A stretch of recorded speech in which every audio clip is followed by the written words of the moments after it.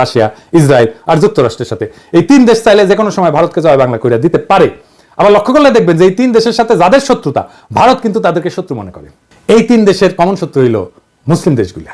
ভারত এদের সাথে সন্ধি করার মানে হইল ভারত এদের সাথে মিলা মুসলিম বিরোধী শক্তি গঠন করতে চায়। ভারত এইসব দেশ থেকে সমরাস্ত্র কেনে, এদের সাথে মিলিটারি তথ্য আদান প্রদান করে।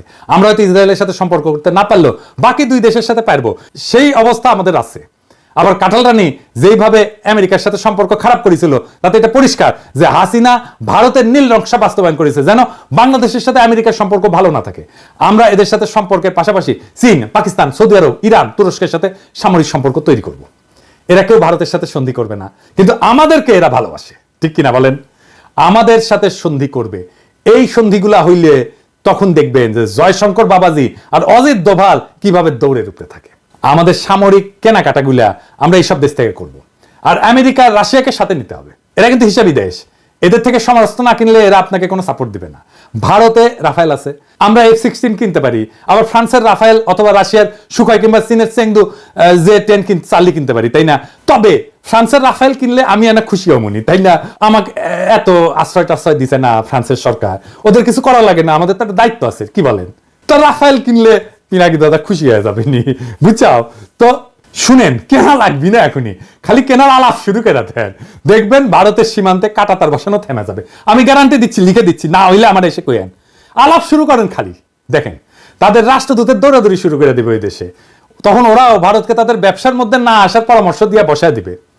পাকিস্তানে আমাদের সামরিক কর্মকর্তাদের সফর একটা ভালো সংবাদ শুনলাম, তাদের থেকে J-71 যুদ্ধ বিমান কেনার আলাপ চলতেছে। বাংলাদেশ কিনলে তারা খুশি হবে। দক্ষিণ এশিয়াতে ভারত একটা সিপাই থাকবে। এইবার আসেন কৌটিল্যের দ্বৈত নীতি, এই জিনিসটা আবার কি?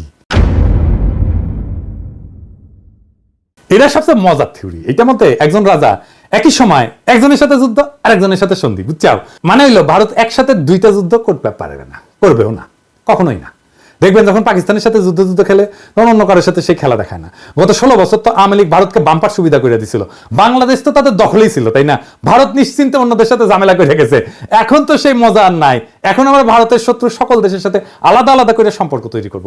আধুনিক বিশ্ব ব্যবস্থায় সম্পর্কের অন্যতম মাধ্যম হইল ব্যবসা এবং বাণিজ্য, এই সম্পর্ক জোরদার করা। এবার আসেন আমাদের ভারত নীতি কেমন হবে, কি দিয়ে আমরা ভারতকে সাইজ করতে পারবো, ওরা দৌড়ের উপরে রাখতে পারবো, প্রত্যেক দিন দাবরানির উপরে রাখতে পারবো, এটা আমাদের জানা দরকার না? আসেন দেখি। অনেকে মনে করে আমরা ছোট দেশ, ভারত ছাড়া আমরা চলতে পারবো না। আরামজাদা, চলতে পারি কিনা তুই দেখ আমাদের দায়িত্ব দিয়ে দেখ পারি কিনা। আমি প্রফেসর ইউনূসকে কইব যে আপনি অনতিবিলম্বে সার্কের কার্যক্রম চালু করেন। দরকার হলে বাংলাদেশ সম্মেলনের ডাক দিবে, আয়োজন করবে, এতে সকল দেশের সাথে বাংলাদেশের সম্পর্ক উন্নত হবে। ভারত আসতে যাবে না জানি, কারণ তারা পাকিস্তানের সাথে এক টেবিলে আলোচনায় বসবে না। আমাদেরকে এই সুযোগটা নিতে হবে। এই জন্যই আমরা ভারতকে ছাড়াই সার্কের কাজ শুরু করব। দক্ষিণ এশিয়াতে ভারতের মহাজনগিরি ছুটাই দিতে হবে। দক্ষিণ এশিয়াতে পাত্তা না পেলে ভারতকে আর কোনো দেশই পাত্তা দিবে না। ভারত নিজেদের অনেক বড় হ্যাডম ভাবে। দেখেন তাদের পররাষ্ট্রমন্ত্রী কি বলে। I think I'm 1/5 of the world's population. I am today the 5th or 6th largest economy in the world. I mean, forget the history, civilization bit. Everybody knows that.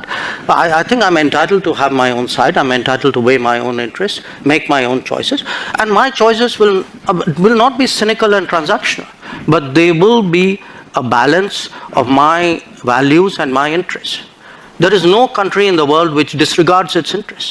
SAARC চালু হইলে দেখবেন ভারতের পায়জামা ঢিলা হয়ে গেছে, ওর ফিতা খুঁজে পাচ্ছে না। সাথে আমরা অবজারভার হিসেবে নিব চীন, রাখাইন, এইসব দেশকে, তারা খুশি হবে। আফগানিস্তানকে নিব, রোহিঙ্গা সমস্যার সমাধানে নতুন গতি আসবে। আর ইন্ডিয়াকে আমরা বাস দিতেই থাকবো। আগে কইছিলাম যে ভারত তার কোনো প্রতিবেশী দেশকে বন্ধু মনে করে না। আমরা ভারতকে বন্ধু মনে করার কোনো ঠেকা নাই আছে, ওরাই তো মনে করে না। আমাদের ভুলে গেলে চলবে না যে আমরা 18 কোটি মানুষের একটা বাজার, পৃথিবীর 8ম বৃহত্তম বাজার, আমাদের ক্রয় ক্ষমতা বিশ্বে 25তম। আমাদের এইখানে সবাই তার পণ্যের বাজার করতে চাইবে, সবাই। আওয়ামী লীগ বাংলাদেশকে ভারতের একক বাজারে পরিণত করছিল। বিগত 5 বছরে, বিশেষ করে কোভিডের পর ভারত থেকে আমাদের আমদানি কতটা বাড়িছে দেখেছেন? দেখেন, শুধু 2022 সালে ভারত থেকে বাংলাদেশ আমদানি করেছিল $14 বিলিয়ন, আর যেখানে বাংলাদেশ থেকে ভারত আমদানি করেছিল মাত্র $2 বিলিয়ন। মানে হইলো হাসিনা বাংলাদেশের টাকায় ভারতের কোভিড থেকে হওয়া ক্ষয়ক্ষতি মিটানোর ঠিকানি ছিল। না হলে ভারতের এত দুঃখ কারণ দেখি না। ভারতের সাথে আমাদের ব্যালেন্স অফ ট্রেড হবে সমান সমান। লাগলে আমাদের পক্ষে বেশি হবে, কারণ ভারতের জনগোষ্ঠী আমাদের 10 গুণ। আমরা যা ভারত থেকে কিনবো, ভারতের আমাদের 10 গুণ কিনতে হবে আমাদের কাছ থেকে। ভারত আমাদের থেকে সমান সমান আমদানি না করলে আমরা ভারত থেকে পণ্য আমদানি বন্ধ রাখবো। ভারত থেকে আমরা সবচেয়ে বেশি আমদানি করি তেল, তুলা, পশুখাদ্য, মোটরযান ইত্যাদি। এইগুলো আমাদের নিকটবর্তী দেশগুলো থেকে সহজে আমদানি করা সম্ভব। আমরা এই সেক্টরগুলোতে চোখ রাখবো, আর এই সেক্টরগুলোতে ভারত থেকে আমদানি বন্ধ না করা হইলে আমরা দরকার হলে রাস্তায় নামবো, আবার সংগ্রাম করব। মেসেজ ক্লিয়ার, ভারতের একচেটিয়া আমদানি বাদ। লাগলে চীন থেকে আমদানি হবে, লাগলে রাশিয়া থেকে আমদানি হবে, ওদের সাথে ব্যালেন্স অফ ট্রেডের অবস্থা ভালো না। তবে ভারতের শত্রু আমাদের বন্ধু হইতেই পারে, আর আমাদের সাথে ফাইজলামি করলে আমরা চীনকে দিয়ে ভারতের কান চুলকাইতে পারবো। তখন ভারত বুঝবে যে কৌটিল্য আমরাও বুঝে গেছি, বুঝছাও। আর বুঝেছেন তো, আমি তো কইছিলাম যে রাশিয়া থেকে ট্রাক কেনা লাগবে। এই যে দেখেছেন না ট্রাক কত সুন্দর, দেখেছেন? রাশিয়া থেকে ট্রাক কেনেন, ইন্ডিয়ার ট্রাক দিয়ে কি করবেন? দেখেছেন মুখে হাসি ফুটেছে। এই যে আমার ক্ষুদ্র ভাতারা খুশি হয়ে গেছে রাশিয়ার ট্রাক দিকে। তা আমাদের ভারত নীতি খুব সোজা। 1971-এর পর থেকে আওয়ামী লীগ যে যে চুক্তি করেছে ওইগুলো আমাদের পুনর্বিবেচনা করতে হবে। ভারত যদি কোনো চুক্তি না মানে তাহলে আমরা সব চুক্তি বাতিল করে দেবো। ভারত বাংলাদেশের 64টা অভিন্ন নদীর একটা নদীতে যদি ঠিক মতো পানি না আসে তাহলে ভারতের ট্রানজিট বন্ধ করে দেওয়া হবে। সীমান্তে ওদের শাকসবজি কাঁচামাল যেন পয়সা নষ্ট হয়ে যায়। একবার এই কাজ করে দেখেন, দেখবেন ভারত কিভাবে সোজা হয়ে থাকে। আমরা যেভাবে হাসিনার রেমিটেন্স বন্ধ করে দিছিলাম না, ঠিক সেইভাবে ভারতের বাংলাদেশ থেকে উপরি কামাই যদি বন্ধ করে দেন তাহলে দেখবেন সোজা। ভারতে কেউ শপিং করবেন না, ভারতে কেউ চিকিৎসা করতে যাবেন না। ভারতের টিভি চ্যানেল বাংলাদেশে চালানো হলে বাংলাদেশের টিভি চ্যানেলগুলো ভারতে চালাতে দিতে হবে। আমাদের টিভি চ্যানেল টাকা দিয়ে কিনতে হবে ওদের। এই বাজার হারানোর ভয় ভারতের মধ্যে ঢুকলেই দেখবেন সব ঝড়ছাড়া। সেদিন দেখলাম বাংলাদেশ সরকার ভারত থেকে 1137 কোটি টাকার ডিজেল কিনবে বলে সিদ্ধান্ত নিচ্ছে। কি আর করবো, কি আর বলবো, বুঝতে পারছি না। জুলাই বিপ্লবের পরে আমাদের প্রায় 2000 ছাত্রছাত্রী প্রাণ হারাইলো ভারতের সেবাদাসী হাসিনার পুলিশের গুলিতে। এখন আমাদের ডিজেল কেনার জন্য আর ভারত ছাড়া কাউদের চোখে পড়ে না। তো এই জ্বালানি উপদেষ্টার সাথে আমার অনেক বন্ধু বান্ধব ওনারা সম্মান টম্মান করে, সেজন্য কিছু কইছিলাম না এতদিন। কিন্তু বুঝেন জ্বালানি উপদেষ্টা সাহেব, কামটা আপনি খুব খারাপ করেছেন।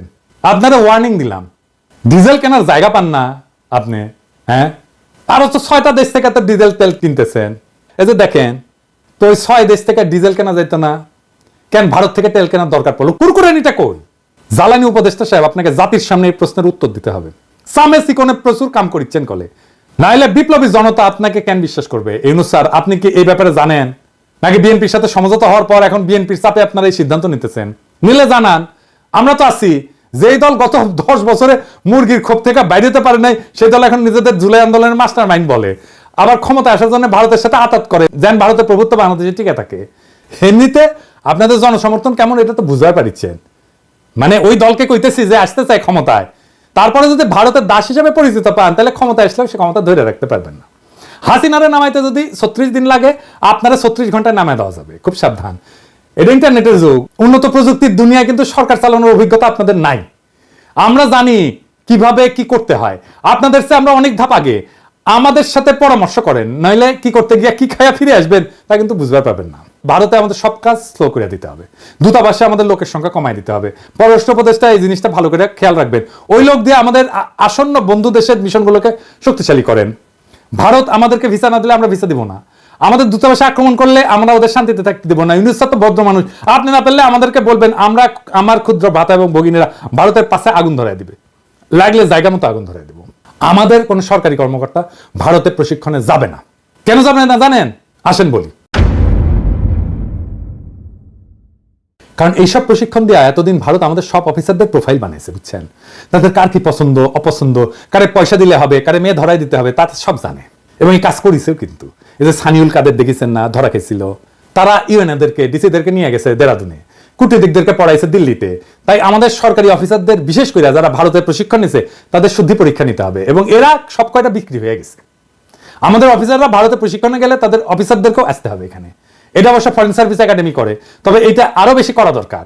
ভারতের অফিসারদের প্রোফাইল তৈরি করতে হবে, এবং এর একই সাথে আমাদের চরিত্র ঢিলা অফিসারগুলো আছে না, ওদের আপাতত কাজ করাবার পদায়ন থেকে বিরত রাখতে হবে। নইলে তারপর 2 পেগ মেরে আবার হোয়াটসঅ্যাপে ফ্যান খুলে দিবে, ভারত সেই সমস্ত ছবি জোগাড় করে তাদের দিয়ে গুপ্তচরগিরি করাইবে, বুঝছো? এটা ওদের একটা পলিসি করে। এখন আপনারা যেহেতু ভদ্রলোক, সেই জন্য সুশীল, সেই জন্য আপনারা ওদেরকে দূরে রাখেন যাদের চরিত্র ঢিলা। আমি যদি ফরেন মিনিস্টার হইলাম ইনি, তাইলে ওই হানি ট্র্যাপ ফেলা ইন্ডিয়ার মায়াগরে তাদের ডাবল প্রমোশন দিলাম ইনি।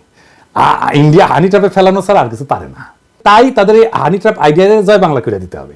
যখন কইতে পারবেন পারলে আরো পাঠা, তোর দেশে মায়েরা আমার কাছে আসে কেন, তুই পারিস না, তো আমি তোরে সাহায্য করতেছি, আরো পেটে দিস, বান্দা হাজি, সেই দিন তাদের এই অস্ত্র আর কাজ করবে না।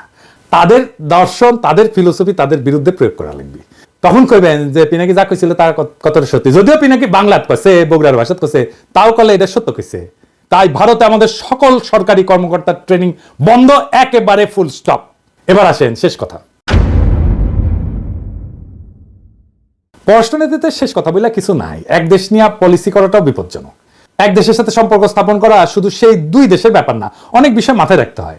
তবে ভারত যেহেতু স্পেশাল ভাবে আমাদের গত 53 বছর লুট করে গেছে, তাই আমাদের এখন সময় আসছে ভারতকে নিয়ে ভাবার, নতুন কইরা পলিসি তৈরি করার। কৌটিল্য ভারতের আইডিওলজিক্যাল গুরু বলে, তবে এমন গুরু ওদের অনেক আছে, কিন্তু কৌটিল্যের ব্যাপারটা একটু আলাদা। তাই ইউনূস স্যারকে আমি বলবো, আপনাদের সব সরকারি কর্মকর্তাদের কৌটিল্য পড়ান, বই পড়তে বলেন, পরীক্ষা নেন। ভারত যেভাবে আমাদেরকে সাইকোলজিক্যালি করাপ্ট করেছে না, আমরা এখন ওদের সাইকোলজি শিখবো তাদেরকে ডি করাপ্ট করার জন্য।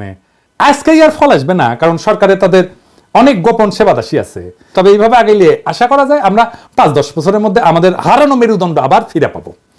আর আওয়ামী লীগ হইল ভারতের দাস, দেশের শত্রু। এটা আজ আবার প্রমাণ করলাম, এটা দর্শন দিয়া করলাম। এইবার অনেকে তো বলে যে পিনাকি না বুঝেই বলে, তাদের জন্য সমালোচনার আহ্বান রইল। ভারতের পররাষ্ট্রনীতি আমি যেভাবে খুলে দেখাই দিলাম, এটার বাইরে কোনো কথা আছে কিনা। ভারত নিয়ে যে দালালি করবে তাদের কলে খবর আছে। আপনারা সরকারি পদ্ধতি সামলান, আর আমি তাদের স্থায়ী সেবাদাসী প্রথম আলো আর ডেইলি স্টার দেখতেছি। এরাই মিডিয়াতে উল্টাপাল্টা লিখবে, মানুষকে ভারতের মুখাপেক্ষী করতে সব চেষ্টা করবে। আগাম কইয়া দিলাম আপনাদের প্ল্যান, চেষ্টা করে দেখেন, ফাল দিলে কলে খপ করে ধরবো, ধরে ফেলামো। জিয়াফতে এখন লোক হচ্ছে ক্যাঙ্কা, দেখিছেন। আজকে আয়োজিত হতে যাচ্ছে সামাজিক জিয়াফত। এই জিয়াফতের উদ্দেশ্য হলো শহীদ পরিবার, আহত সহযোদ্ধা এবং ছাত্র জনতাকে সম্মান জানানো। এই জিয়াফতে 5000-এর অধিক মানুষকে গরু জবাই করে খাওয়ানোর ব্যবস্থা করা হয়েছে। আমরা যদি চারপাশটা একটু দেখাই, আপনারা এই পাশটায় দেখেন কি পরিমাণ মানুষ এখানে স্বেচ্ছায় এসে উপস্থিত হয়েছে। তাদের উপস্থিতি প্রমাণ করে শহীদদের প্রতি সাধারণ মানুষের এবং আহতদের প্রতি সাধারণ মানুষের ভালোবাসা এবং আবেগ কতটা বেশি। বাড়ির সামনে কলে গরু ফেলামো আর জবদমু, গরু ফেলামো আর জবদমু, কাইন্দা কলে কুল পাবেন না। তখন আবার পেন না, সাবধান করি নাই। ইনকিলাব জিন্দাবাদ।